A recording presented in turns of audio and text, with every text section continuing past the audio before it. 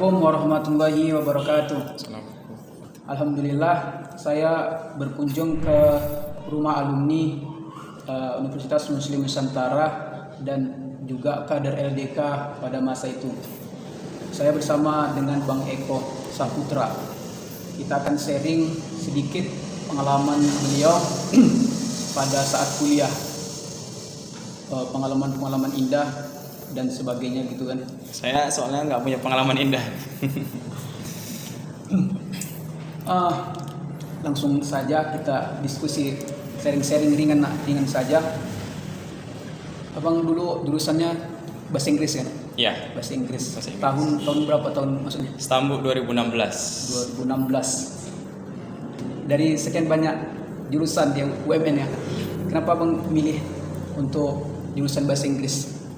Ya, tentu kalau kita berbicara jurusan itu kan pasti kita akan menjurus ke masa depan kita gitu ya. Artinya masa depan kita itu mau diarahkan kemana, kemampuan kita apa. Lagi-lagi saya memang kenapa milih pendidikan bahasa Inggris itu memang dari dulu kecil tuh cita-citanya itu jadi guru gitu ya. Pertama itu jadi guru, motivasinya adalah kepingin aja gitu untuk menjadi guru. Kemudian sharing sama orang tua, kira-kira saya awalnya dulu memang saya pengen itu mau mengambil jurusan bahasa Indonesia gitu ya, dan saya suka yang namanya bahasa. Tapi orang tua bilang coba dipikirkan kembali karena nanti takutnya pendidikan bahasa Indonesia itu sudah terlalu banyak gitu ya, dan nanti takutnya ketika tamat dari kampus nanti agak susah mencari pekerjaan gitu ya. Tapi ya makanya saya sharingkan, ya udah saya sedikit bisa berbahasa Inggris, ya akhirnya memutuskan untuk memilih pendidikan jurusan bahasa Inggris. Dan alhamdulillah sekarang udah jadi guru ya Bang? Ya alhamdulillah sudah tercapai ya untuk menjadi guru. Ya. Selanjutnya kita ini bahas apa ini kira-kira? Ya, kita bahas seputar abang di apa lagi ya? Di kampus ya? Dulu, iya. Masa-masa di kampus. Ya jarang-jarang soal ini ya, jarang-jarang ada orang kampus ya, kebetulan ketua lomba kampus datang gitu ya. Oke. Selanjutnya selain kuliah, abang juga ikut organisasi kan? Ya pasti. Yang sekarang ini yang saya juga berada di organisasi itu Lembaga Dakwah Kampus LDK Ratul Jannah. Apa pandangan abang tentang LDK? LDK gitu ya. Kita mengetahui lembaga dakwah kampus itu nggak hanya sekedar melihat dari pandangan saja gitu ya, melainkan kita harus masuk ke dalamnya gitu. Ketika kita mau mengetahui apa itu sih pandangan saya lah, terutama yang sudah berkecimpung di lembaga dakwah kampus. Lembaga dakwah kampus itu ya adalah wadah yang berbeda gitu ya. Satu nama ya sama dengan yang lainnya yaitu organisasi, tapi ini berbeda gitu. Pandangan saya adalah bukan hanya sekedar melahirkan potensi-potensi kita, terutama dalam public speaking ya, karena memang di setiap organisasi itu memang outputnya adalah public speaking. Tapi di lembaga dakwah kampus nggak hanya sebatas itu. Kita bisa menemui kawan-kawan ya, menemui kawan-kawan yang memang pengen memperbaiki diri. Itu sih yang membuat LDK itu beda, adalah bukan hanya sekedar melahirkan potensi-potensi kita, tapi juga menambah keistiqomahan kita dalam beragama. Ya. Potensi dan beragama. Iya, berpotensi. Ya potensi-potensi dalam diri kita lah, seperti kayak public speaking gitu ya, atau kreativitas kita. Nggak hanya sebatas itu. Ya. Dulu abang di LDK. Awal mula abang itu tertarik masuk LDK itu apa ya? Sebenarnya dari awal sih, sebelum saya masuk kampus pengen aja begitu, pengen sih rasanya berhijrah gitu ya, dari masa yang kelam gitu ya menuju ke terang benderang. Artinya memang sebenarnya saya nggak tahu itu apa lembaga kampus gitu ya dulu ketika masuk kampus. Nggak sengaja ketika berada di kampus, pertama kali di kampus itu ketemu brosur lembaga kampus. Ya memang dari awal kita dari kampung ya, kayak kan berasal dari kampung gitu ya. dari kampung itu sudah meniatkan diri untuk kayaknya nanti aku di sana harus berubah deh. Nggak harus berubah lah dari kampung aku seperti ini, harus di sana harus berubah gitu ya. Lebih baik gitu. Ya harus setidaknya sholat 5 waktu nggak bolong gitu lah ya. Jadi ya nggak tahu kenapa, mungkin itulah Allah sudah pertemukan gitu ya, dari lewat brosur itu tadi.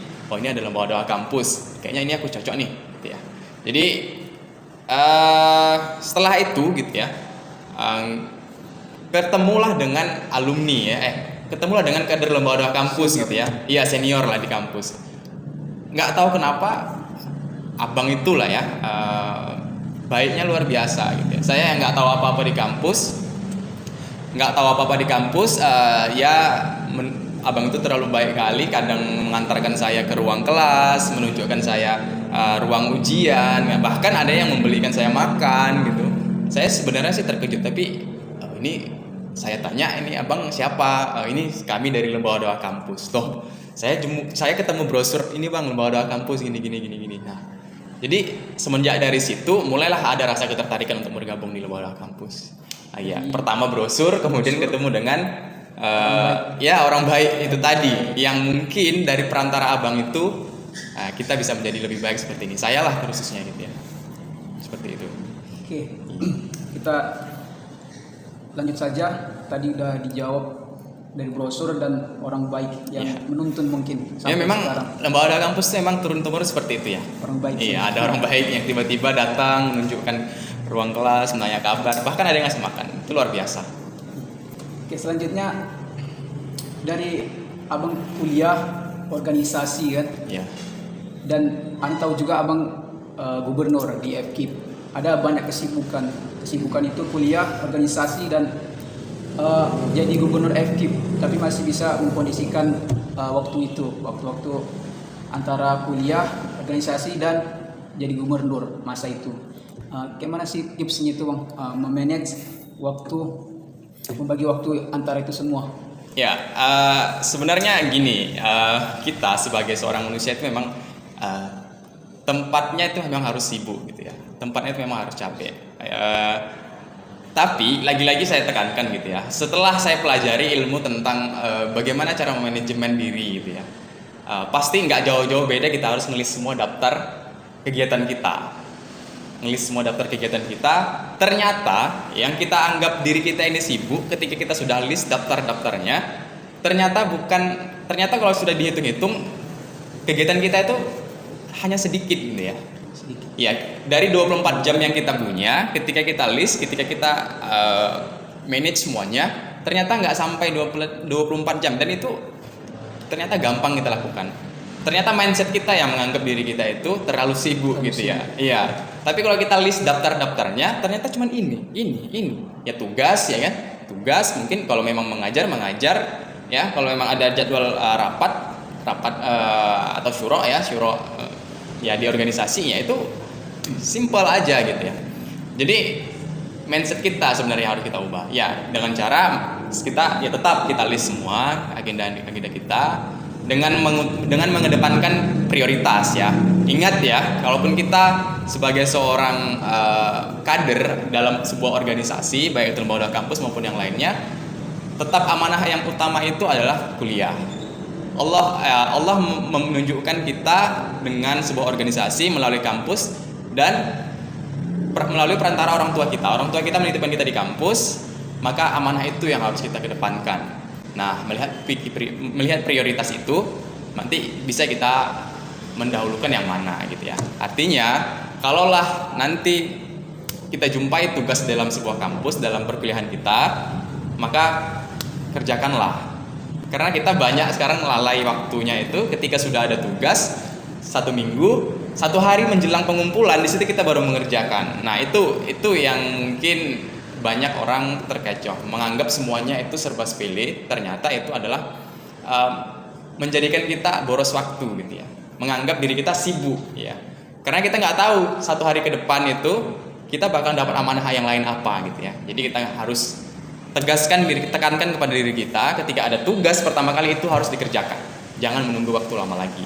Berarti sebetulnya waktu yang disediakan itu 24 jam itu sudah sesibuk cukup. apapun kita Iya. bisa untuk diatur dengan melis apa yang mau kita lakukan, prioritasnya yang mana, Iya. dan tidak ada yang ketinggalan mungkin. Iya. Semua amanah mungkin bisa Bisa, dijalankan. Allah nggak akan kasih kita itu amanah melainkan kita sanggup.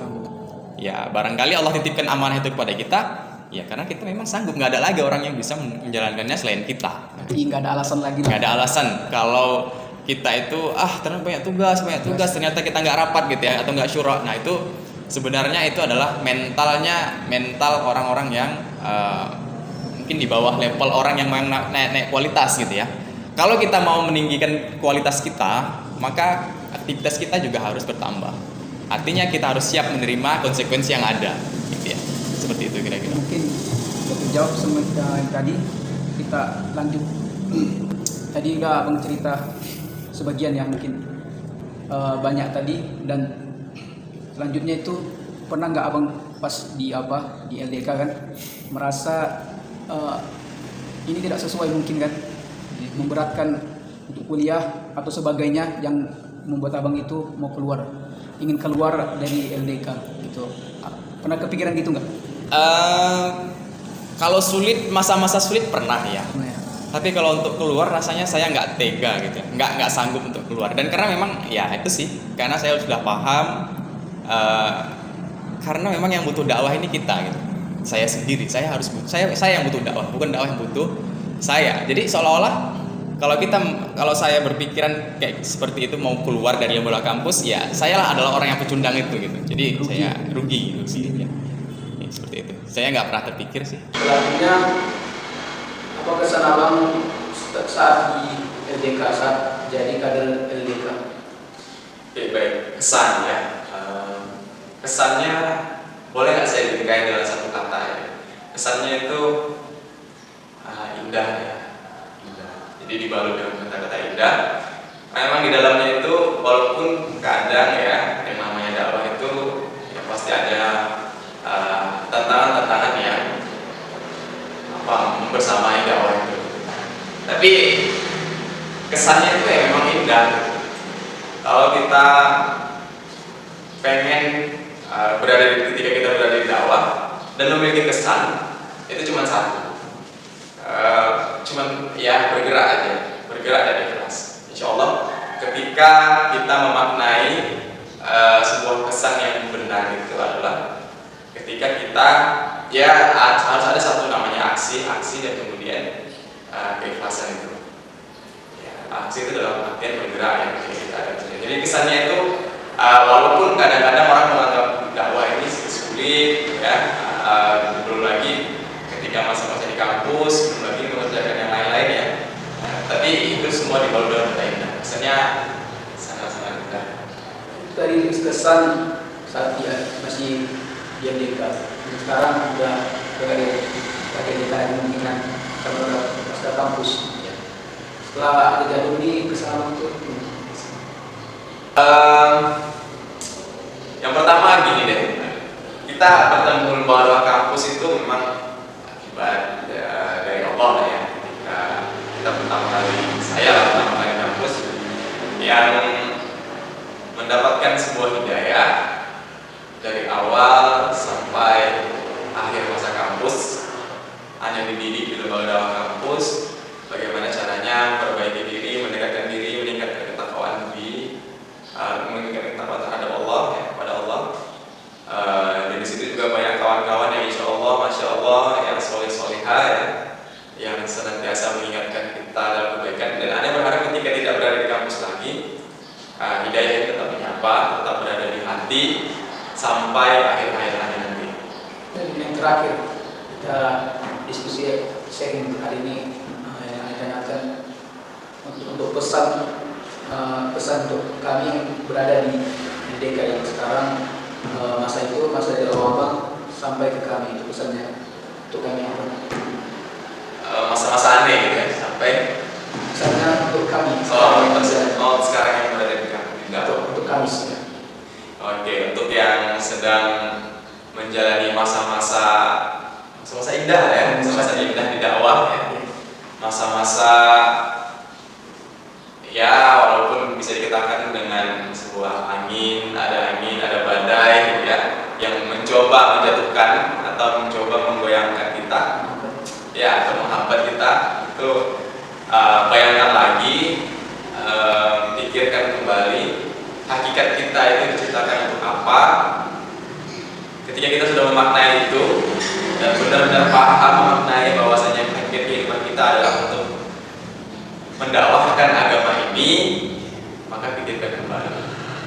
Karena hakikatnya seorang manusia itu diciptakan mendakwahkan, artinya kita itu adalah jundullah, jundi Allah, dan pastinya kita harus mendakwahkan, dan kita lah butuh dakwah ini. Ada atau tidaknya kita, dakwah ini akan pasti tetap berjalan, ya. Agama ini ada atau tidaknya kita, pasti cahayanya akan menerangi seluruh alam. Karena kita pahami bersama adalah Islam itu adalah agama yang sebagai rahmat bagi seluruh alam. Bagaimana caranya Islam itu menjadi rahmat bagi seluruh alam?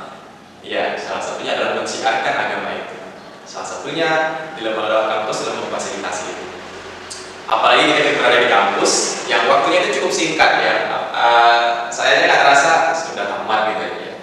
Merasa ada sedikit kurang, ya, ketika berada di kampus, kurang maksimal gitu berada di kampus, kurang maksimal dalam bergerak, kurang maksimal dalam menuangkan pikiran, menuangkan keringat, ya. Pasti, ya, itu pasti. 4 tahun itu waktu yang singkat, jadi gunakanlah waktu itu sebaik-baiknya untuk bergerak,